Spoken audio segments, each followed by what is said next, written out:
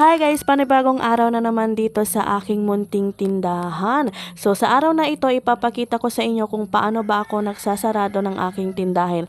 Dahil marami talaga nagtatanong kung ano daw yung nilalagyan ko. So ito na nga, bali yung kapatid ko pala ang nagsasarado ng aking tindahan dahil siya ang naglalagay ng aming lona dito sa harap. Bali pag ganito yung itsura niya sa labas, tinatanggal muna lahat ng nakasabit kasi dyan ilalagay yung lona para hindi klaro dito sa loob. Ano ba ang tawag sa Tagalog nung lona kasi yung lona kasi hindi ko alam kung ano sa Tagalog yun, at nilalak namin yung pintuan sa harap at saka sa likod. Ito pala yung tinatawag ko na lona. Wala kasi akong takip dyan guys. Kung may suggestion kayo kung anong pwede kong ilagay sa harap, paki-comment down below na lang. So ayan ang tinatawag kong lona para hindi lang talaga siya klaro dito sa loob, kasi yung bahay kasi ng auntie ko nasa harap lang naman at saka yung bahay naman ng tatay ko is nasa likod lang naman. So, hindi ko na talaga iniisip kung may pumasok ba ng magnanakaw dyan. So, gabi na nga ng oras na ito guys, kaya pinahatid ko na yung tatay ko pa uwi kasi medyo madilim na din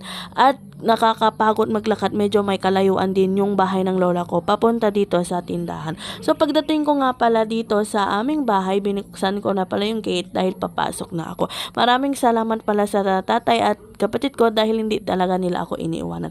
At pagdating ko nga pala dito sa amin bahay at pinainom ko muna yung lola ko ng metformin para sa diabetic niya. At ipapakilala ko muna sa inyo yung aking Pipay. So ito pala si Pipay. Ito pala yung piggy bank ko, char. Ito pala yung alkansya ko. So, marami talaga akong nakikita ng mga tindera na inspired lang talaga ako.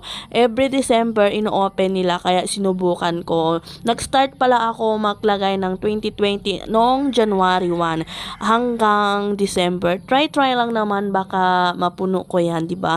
Para may extra naman ako ngayong December, ganon. At pagkatapos nga dyan, naghanap na pala ako ng mga 20 peso para ilagay ko dyan. Iniisip ko pa nga kung maglalagay ba ako ng paper bills or lahat na lang coin. So, kaya pakainin ko muna ang aking Pipay. Ang pangalan pala ng aking piggy bank ay si Pipay. Kaya, guys, meet Pipay. Sana mapuno ko to hanggang December at mapanindigan ko to guys. Kaya ko to.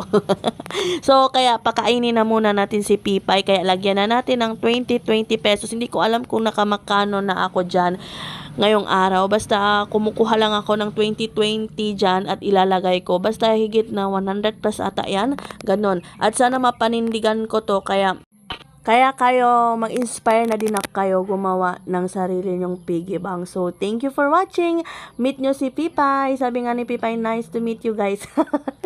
So, bye! Update ko na lang kayo kung napuno ko ba to.